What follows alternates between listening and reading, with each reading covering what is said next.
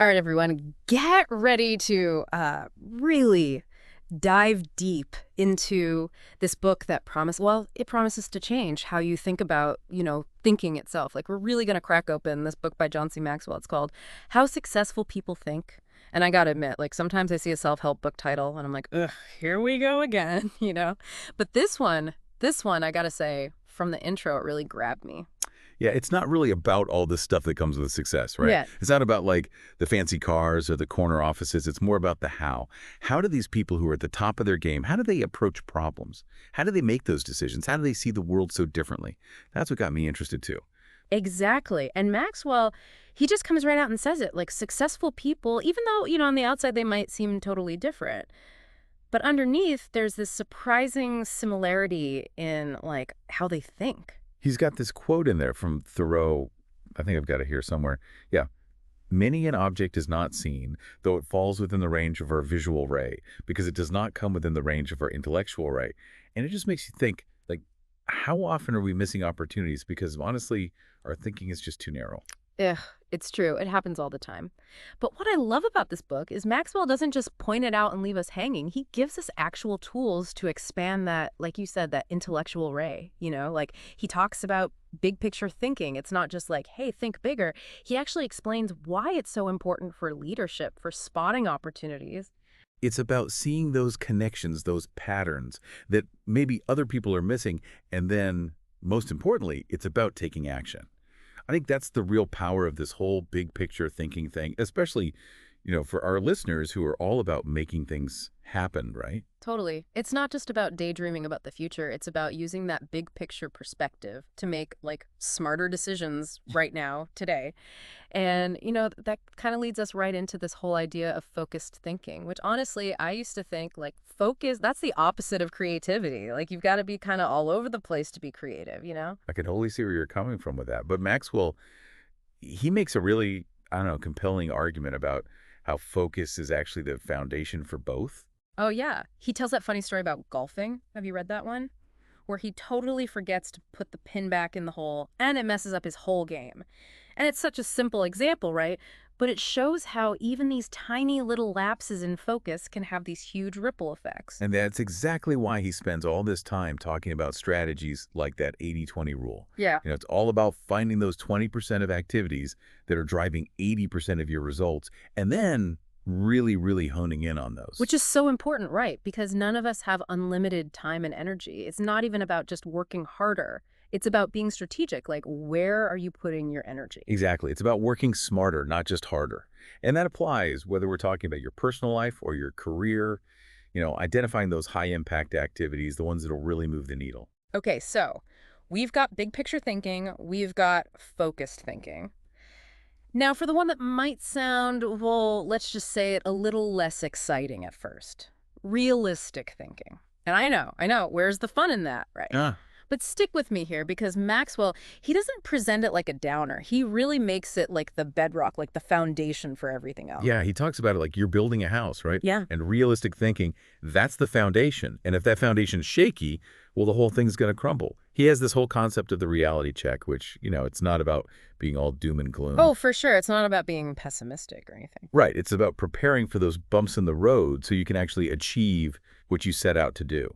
I love how much he emphasizes the whole planning for obstacles thing, because I'll admit that's something I think a lot of us, definitely including me, we get so excited about an idea that we forget to think, okay, wait, what could go wrong? Oh, yeah. It's so easy to get caught up in that initial excitement. But that's where realistic thinking comes in. Asking yourself those tough questions up front, anticipating the challenges, having a plan B. It's kind of like they say, right, hope for the best, but be prepared for the worst. It's not about like being a downer. It's more about setting yourself up to, well, actually succeed by thinking about those roadblocks. So, okay, we've got this like solid foundation now, right, with the whole realistic thinking thing. But how do we actually start building something, I don't know, awesome on top of it? I feel like that's where Maxwell's idea of strategic thinking comes in. And this is where he tells that story about the Maxwell House Haggadah, which, to be honest, at first I was like, where is he going with this? It did seem a little random, didn't it? Like out of left field. But when you think about it, it actually shows how powerful strategic thinking can be. I mean, think about it. It's a coffee company. giving out these little Passover booklets for like over 70 years. Mm. Now that's impact, right? Totally. And it wasn't just some marketing scheme either, right? It was about making something people actually found valuable, something that actually like connected with them in a real way and kept them coming back. Right, exactly. And that's what Maxwell is talking about here, strategic thinking. It's not just about getting to the finish line. It's about getting there in a way that matters. He breaks it all down into these like practical steps you can actually use, which I think is really cool. And he shows how you can use these steps, not just for business stuff, but for your personal goals too. Oh, yeah. Like that vacation planning example he gives. I mean, it seems so basic, right?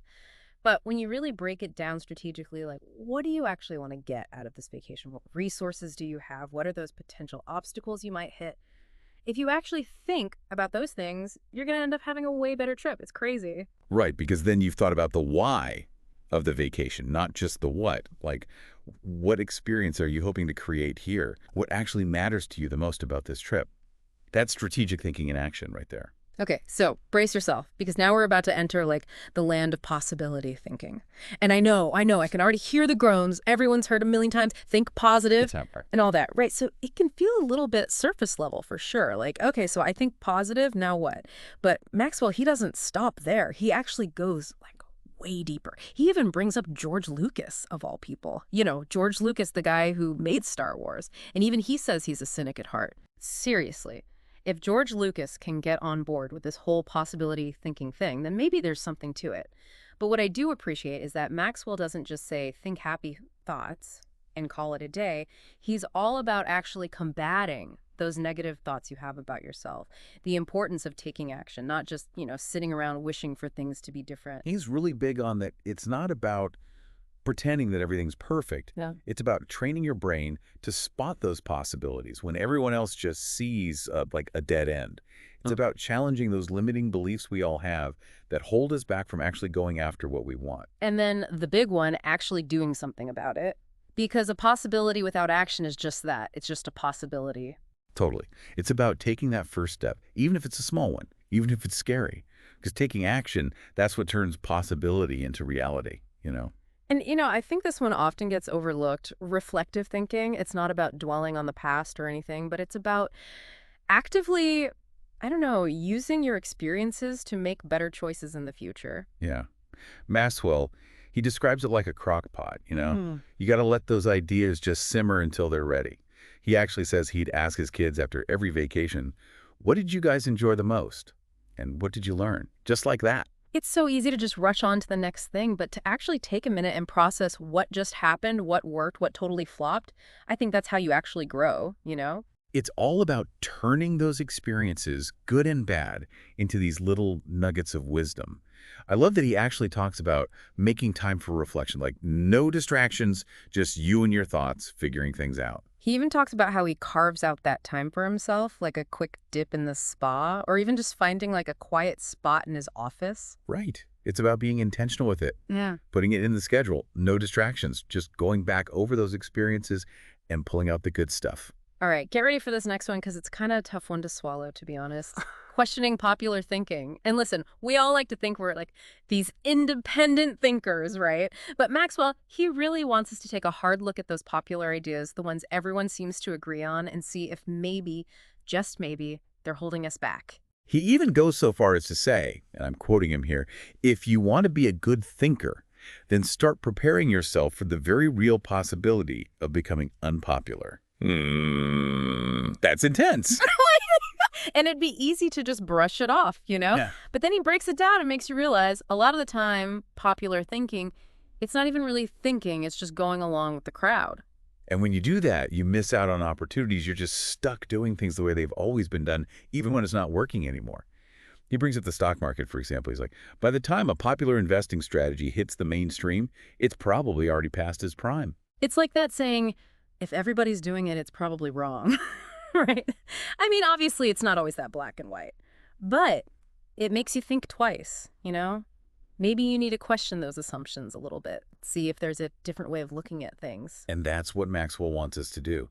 Surround yourself with people who don't think like you, who challenge you. Seek out those different points of view. He tells the story about his brother, Larry, who actually goes out of his way to bring people into his business from all different kinds of backgrounds, like people from totally different industries, just to shake things up and get people thinking differently. It's all about breaking out of those echo chambers. And it's not even just about hearing what other people have to say. It's about questioning your own thinking. Hmm. Those beliefs you've always had, the ones you don't even realize might be holding you back. He's right. We get so attached to our own ideas, to doing things the way we've always done them, that we totally miss out on those like innovative solutions. It's about being humble enough to say, hey, maybe I don't have all the answers here. And that actually leads perfectly into shared thinking. Because when you open yourself up to other people's perspectives, it's like the possibilities are endless. Collaboration is where it's at. This is where that whole two heads are better than one thing comes in, right? Yeah. Maxwell, he compares it to two horses pulling a wagon. Together, they can move way more weight than they ever could on their own. For sure. It's like this synergy, this 1+1 = 3 kind of deal. He even says, and I quote, shared thinking is the only way to come up with truly great ideas. He's not messing around. And then he ties it back to leadership, which I think is really interesting. He's like, a good leader, they don't just tell everyone what to do. They actually create an environment where everyone feels comfortable sharing their ideas, even the crazy ones. Exactly. Because none of us is as smart as all of us put together. It's when we can come together with a shared goal and different points of view that we can do amazing things. And honestly, one of the best examples he gives is the story about the cleanup efforts at Ground Zero after 9/11. Talk about shared thinking on a massive scale. All those volunteers, regular people just like us, coming together with this like incredible unity. It really shows what we're capable of, you Yeah. know, the compassion, the willingness to collaborate, the resilience. It's about moving away from that me mindset to a we mindset. Yeah. When we do that, honestly, anything's possible. Okay, are you ready for this one? Because it might seem a little counterintuitive, especially these days. Unselfish thinking. It seems like everyone's out for themselves these days, right? Right. Like it's all about me, me, me. But Maxwell makes a really strong case for why thinking about others, putting them first, can actually make you happier and more successful in the long run. I love that he doesn't shy away from those tough questions. Like, why are so many people so focused on themselves, even when they know it's not making them happy? He even uses the example of Scrooge, from A Christmas Carol. He's like the poster child for selfishness, right? But even he finds redemption in the end through acts of kindness. And that's the thing, isn't it? It's not enough to just think about being unselfish. You actually have to be unselfish. It's about seeing those needs around you and actually taking that step, even a small one, to make things better. One thing that really hit home for me in this chapter was how much he emphasized giving without making a big deal about it, even giving anonymously. It's powerful. Giving just to give. It really is. You let go of the ego, the need for credit, and you're just focused on giving and the impact it has on the other person. And he doesn't just talk about giving money or stuff either. It's about investing in your relationships, treating those connections like actual partnerships where everyone wins. He even says the best relationships are win-win. It's like flipping the script, Mm. moving away from competition and toward collaboration, where you're really rooting for the people around you. He has some really practical tips on how to actually develop this whole unselfish thinking thing too, like surrounding yourself with people who are already doing it, who inspire you to be more generous. Right. We really do become who we hang out with. If you want to be more unselfish, well, you got to hang out with people who are already living that way. And it's funny, because Maxwell, he actually connects this whole unselfish thinking thing right back to success. He's saying, like, when we're focused on helping others, on being part of something bigger than ourselves, that's when we really shine. That's when we reach our full potential. Yeah, it's like the opposite of what we've always been told, right? We think success is about getting to the top, being number one. But Maxwell, he's saying it's actually about bringing others up with you. That's where the real satisfaction comes from, making a difference for other people. And he tells this amazing story about Alfred Nobel, the dynamite guy. Oh, yeah, yeah. So he reads his own obituary. They got it wrong, thought he was dead, and it's all about how he invented dynamite, and it's this destructive force, and it totally freaks him out. Like, this is his legacy.